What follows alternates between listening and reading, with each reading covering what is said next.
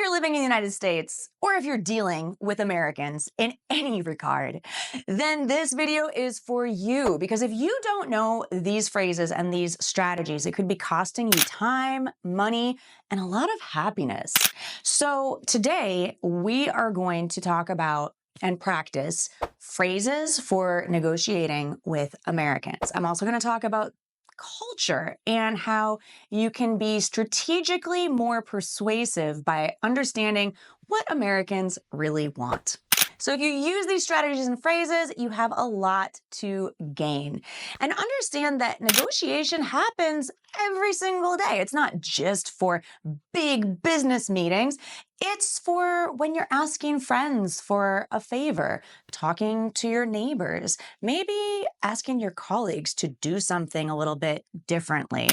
Or if you're married to an American, it could be something in your relationship. Negotiation is everywhere all the time. So we need these phrases. And if nothing else, we can practice your pronunciation together with several phrases. I'm going to share 5 strategic points and 3 phrases each. So we have 15 phrases to practice together. And by the way, if it's your first time here, welcome. I'm Gabby Wallace. I am your American English fluency coach, founder of GoNaturalEnglish.com, where you can find more of my English fluency tips and my popular course, Fluent Communication, that can help get you feeling confident about your English communication. Well, all right then, let's jump in to the first point. Everyone wants to feel respected. If you enter into a negotiation with an American and they do not feel respected, it is likely that they will simply shut down and refuse to negotiate with you and refuse further communication. So don't let it get to that. The most important thing to do, first and foremost, is to give a little compliment. You need to stroke our egos a little bit. Americans want to feel that we are equal. So regardless of age or status, say something about how you respect the person. For example, I really respect all the work you've done on this. This, it might be a work project, it might be a situation, it depends on you. As you're doing this, use polite, professional language and try to acknowledge the other person's perspective. Avoid interrupting, talking down, or patronizing, or assuming that you know better than the other person. Now, speaking of interrupting, I know that us Americans are really bad about this, especially people from big cities like New York City, where you have to be a little aggressive and interrupt sometimes. It's hard. I've been on the receiving end of interrupting a lot, and it frustrates me. But I'll tell you, sometimes it's best just to let the person talk a while, hear them out, and then use an interjection like, well, or or or a phrase like, I see what you're saying, but may I chime in? And say it with sincerity, not with sarcasm.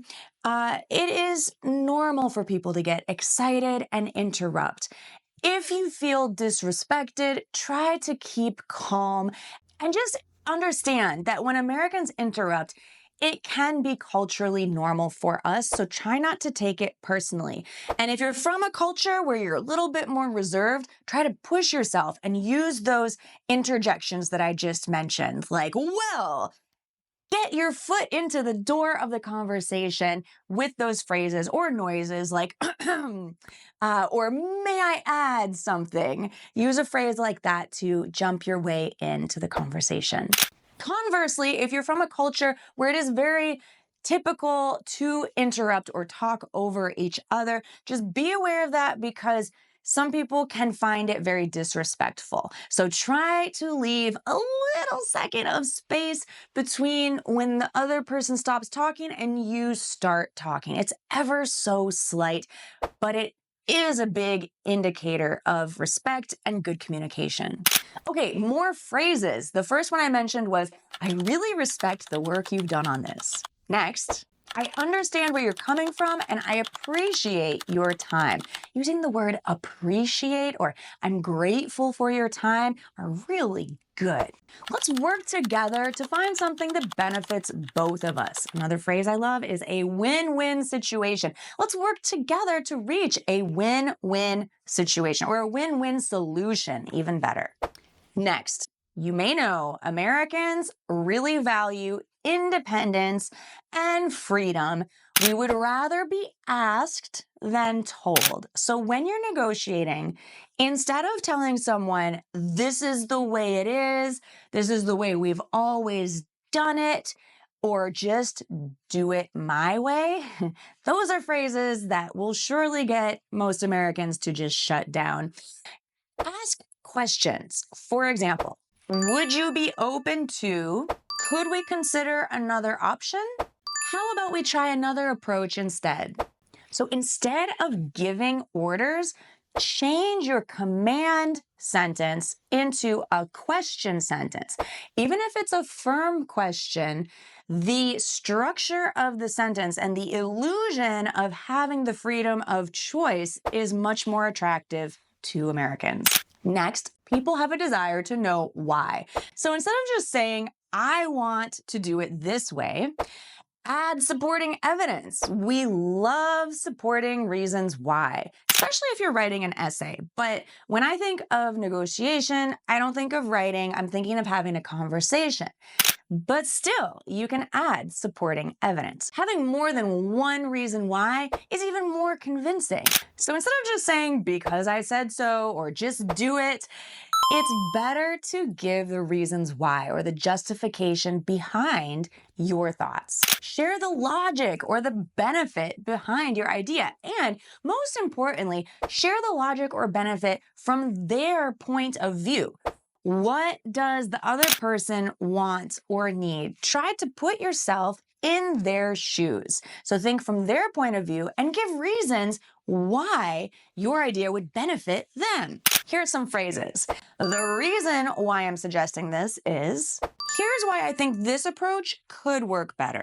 If we do it this way, we could save time and money.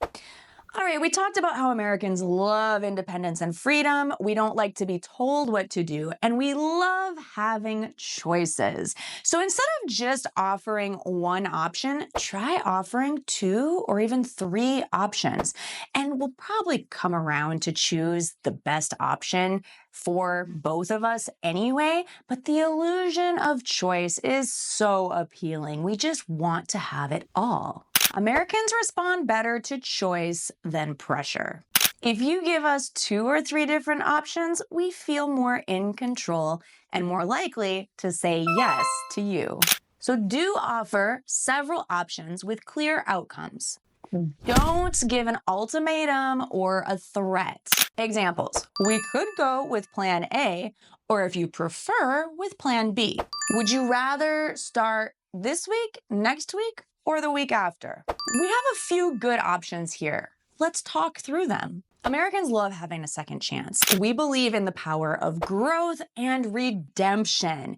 And so if someone makes a mistake, try to negotiate through that. Let me explain. We always want a second chance to prove ourselves. So if someone makes a mistake, try offering constructive feedback, encouragement, a second chance. Avoid writing someone off completely or just not talking to them again or not working with them again just because they made one mistake. Here's some example phrases. I know that didn't go as planned, but I think we can turn it around. Let's give this another shot. What would you do differently this time? And everyone deserves a second chance to get it right. Now you know how to negotiate with Americans in a way that builds respect, trust, and success. So you can see it's not just about having the right phrases, although these 15 phrases in your English pocket, so to speak, are really powerful. These are short, concise, to the point phrases that may seem basic, but they're actually quite advanced when you apply the strategies that I mentioned to negotiation. You need to understand how Americans think in order to get what you want and have a win-win outcome with us. So I hope this was helpful. If you want to learn more with me, visit gonaturalenglish.com, like and subscribe here for more English fluency videos. And I want to thank you so much for watching. I hope that you have great negotiations. They're always a good chance for learning, compromising, and creating great outcomes that are a win-win for everyone, I hope. So if you have any questions, suggestions, comments, concerns, please leave them in the comments. Let me know if you've had a situation where you have negotiated in English. How did it go? I would love to know more about you and your English fluency challenges and wins. So thanks again for watching, and I'll see you again here next time. Bye for now.